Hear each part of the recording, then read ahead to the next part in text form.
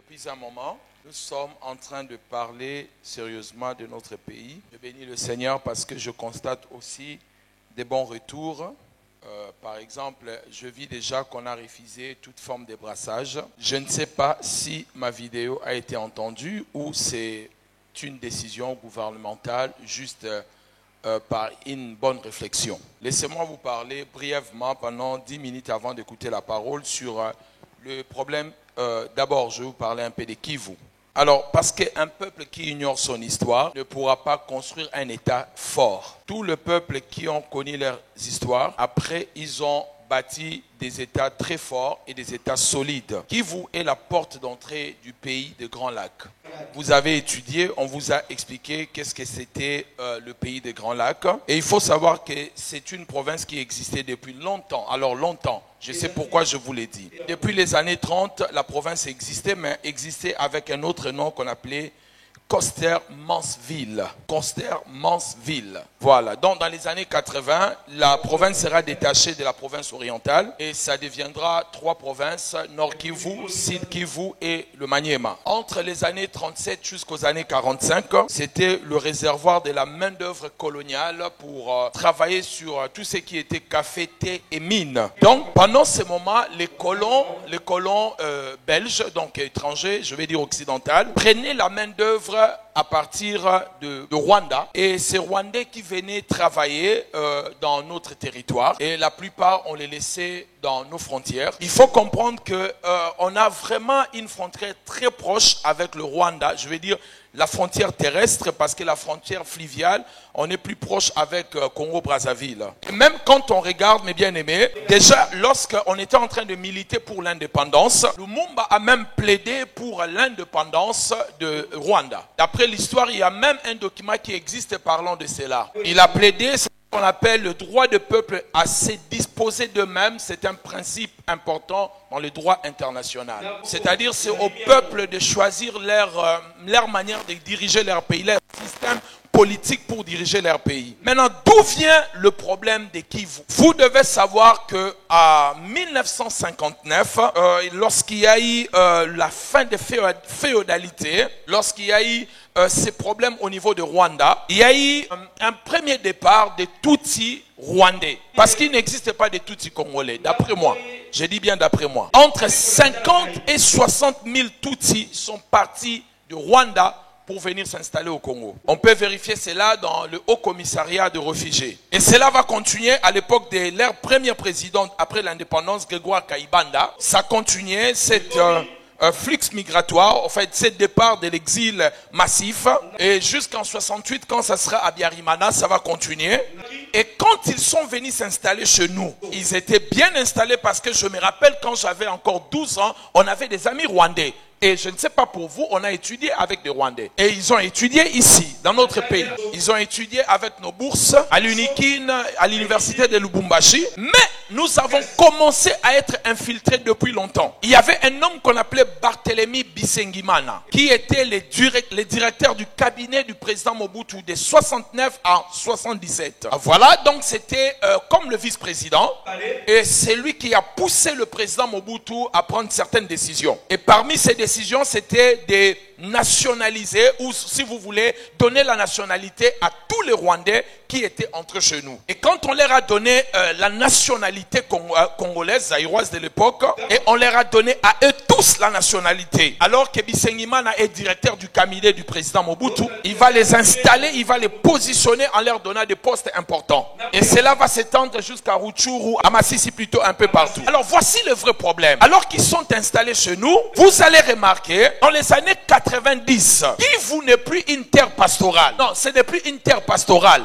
Maintenant, la confirmation de la découverte des mines au niveau de notre coin là. Non, il faut être intelligent. Amen. Et c'est dans les années 90 qu'on découvre ces choses. En fait, ça devient une certitude. Et remarquez que partout où il y a eu des sécessions, il y a eu des troubles très très graves dans notre pays. C'est toujours dans le coin où il y a des richesses. Sécession de Bakwanga, je ne sais pas comment l'appeler, avec Kalonji, il y a eu des découvertes de mines là-bas. Sécession de Katanga, pareil. Donc, à chaque fois qu'il y aura une découverte de richesses quelque part, sachez-le que nous paierons très fort dans notre notre pays parce qu'ils viendront pour nous piller de manière systématique. Et comme la terre devient maintenant une terre minière avec certitude, vous allez comprendre pourquoi la guerre va éclater dans ces coins-là 4 ans après. Et cette guerre qui va commencer 4 ans après, ça va durer jusqu'à aujourd'hui plus ou moins 30 ans et ça ne s'arrête pas. C'est ça le vrai problème, c'est le pillage systématique de notre pays. Et la situation va continuer. En 94 ou 94, vous connaissez pour ceux qui ont étudié ou pour ceux qui ont vécu à cette époque-là, il y aura la mort de 2 présidents africains,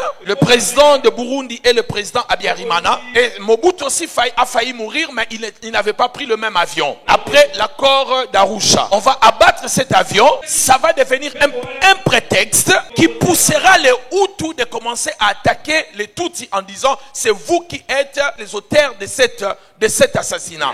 Et la génocide rwandaise va commencer. Ils ont perdu 800 000 personnes en tout et en totalité. Mais regardez comment le monde donne assez de moyens à ces pays. Nous sommes à plus de 15 millions de personnes. Nos mères, nos tantes, nos grands-mères, nos enfants, on est en train de les tuer, les égorger, ouvrir leur ventre. Aucune communauté internationale fait un effort d'arrêter cette histoire. Et en 1994 ou 94, le FPR de Kagame va arriver au pouvoir. Et en ce moment-là, comme ils sont des Tutsis, tous les Hutus vont fuir à peur de représailles. Ils vont se réfugier chez nous. Et quand ils se réfugient chez nous, et c'est la raison que Kagame utilise très souvent et jusqu'à maintenant en disant que nous hébergeons les rebelles rwandais, nous les gardons chez nous. C'est pour cela, lui, il vient, il attaque. Et il a dit, je crois que vous avez suivi la vidéo, il a dit que comme le Rwanda est un petit pays, on ne peut pas faire la guerre au Rwanda. Il faut aller finir cette guerre au Congo. Il se trompe, ces gars. Il se trompe. Voyez mes bien-aimés dans le Seigneur. En 1994, le président Mobutu va commettre une erreur grave et puis il sera sous pression parce qu'à cette époque-là, Mobutu est sous pression. On le pousse d'abord à démocratiser le pays.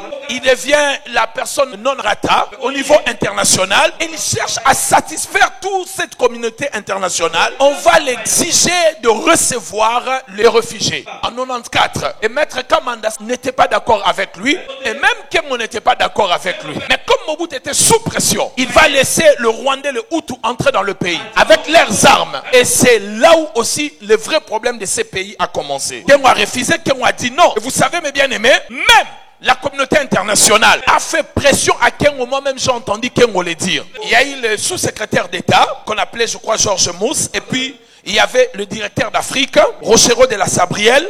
Et il y avait aussi, à l'époque, le secrétaire général, c'était Boutros Ghali. Disons bien qu'il ne pouvait rien faire. Voyez mes bien-aimés, écoutez-moi, je suis un messager de Dieu, écoutez-moi. Je suis en train de vous réveiller. Donc c'est l'accord des gentilshommes. C'est un accord non écrit au niveau des Nations Unies. C'est un accord où tous les secrétaires généraux des Nations Unies ne peuvent pas venir d'un État puissant. Et pour cela, vous allez voir la plupart des secrétaires généraux de l'ONU, ce ne sont pas des hommes qui viennent de grandes nations. Boutros Ghali était un Égyptien, Kofi Annan était un Ghanéen, Ban Ki-moon était un Coréen.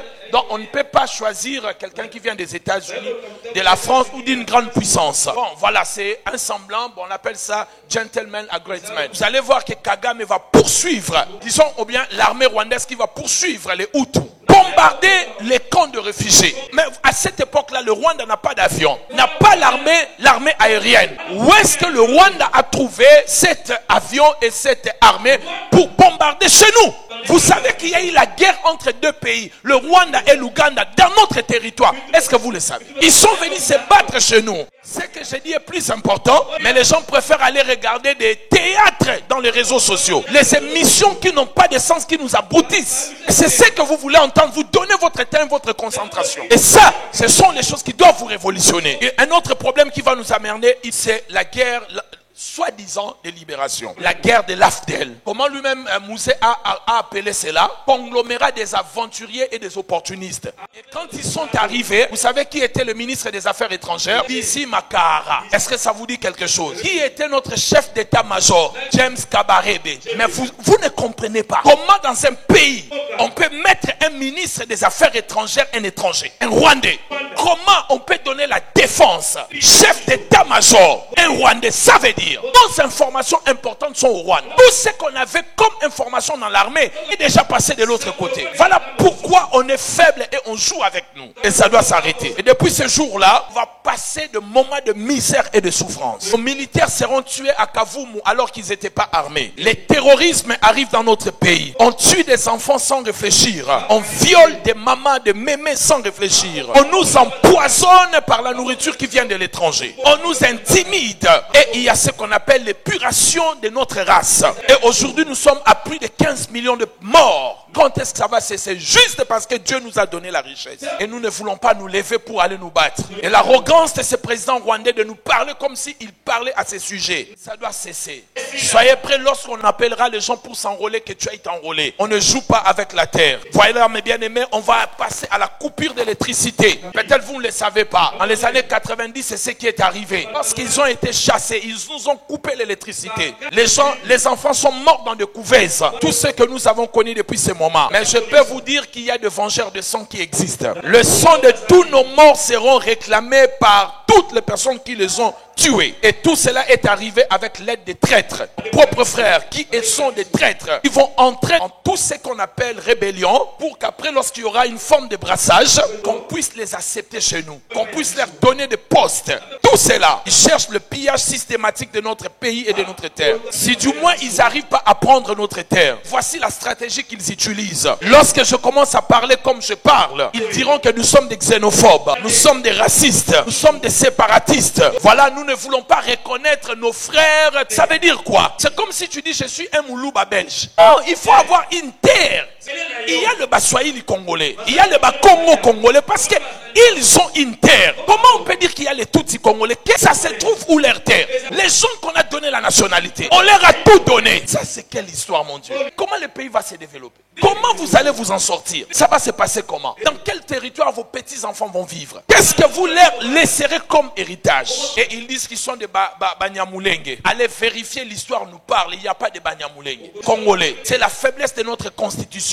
Il reconnaît tout le monde qui est arrivé au Congo avant 1960 et congolais. C'est la faiblesse de notre pays et de nos dirigeants qui ont accepté de signer des accords pour faire cesser la guerre et avoir la paix. Mais cette histoire commence en 1960 à Litombwe. Allez vérifier cela. C'est là où ils sont arrivés, les soi-disant les Banyamulenge. Et quand ils sont arrivés, on les appelait les Banyarwanda, pas les Banyamulenge. Et ça est confirmé par leur chef Miller Wimbika. C'est lui-même qui dit cela. On nous appelait les Banyarwanda. Et aujourd'hui, ils sont devenus les Banyamulenge pour prendre notre pays. Sachez-le, mes bien-aimés, ce que nous vivons, ce n'est pas les conflits congolais entre Congolais. C'est faux et archi faux. Voyez, on a toujours des parrains qui se cachent. La rébellion vient de commencer, les Congolais se sont levés. Quand vous regardez, il y aura un parrain, soit ougandais, soit rwandais, mais on met les Congolais devant. Cela a toujours été comme ça. Même quand le musée est arrivé, il y avait des parrains étrangers derrière. La RCD pareil, il y avait des étrangers derrière. Mais nous continuons à accepter ces gens qui font la guerre, qui tuent nos propres frères. Les propres Congolais, quand ils viennent ici, ils vont s'asseoir à table et on leur donne des postes, dans l'armée, des postes ministériels et ils vivent avec l'argent public en crachant sur nos morts. Ça doit s'arrêter. Échec de dialogue intercongolais. Il a ramené des gens ici dans notre pays. On a accepté tout le monde pour finir avec la guerre. Est-ce que la guerre s'est arrêtée? Elle continue toujours. Vous voyez mes bien-aimés dans le Seigneur. Là, je suis d'accord avec les autorités avoir refusé le brassage, accepter le M23 encore à table pour leur donner des postes. Si on continue à accepter cela, il y aura un autre groupe avec des parrains étrangers qui feront la guerre. Après, ils viendront encore discuter pour qu'on leur donne des postes. Alors, il faut que ça s'arrête et il faut qu'on puisse se battre jusqu'à ce que nous aurons l'intégrité de notre pays. On ne veut plus entendre parler M23. On ne veut plus parler de scènes de paix, de Kunda Bantois. On ne veut plus entendre parler de ces choses-là.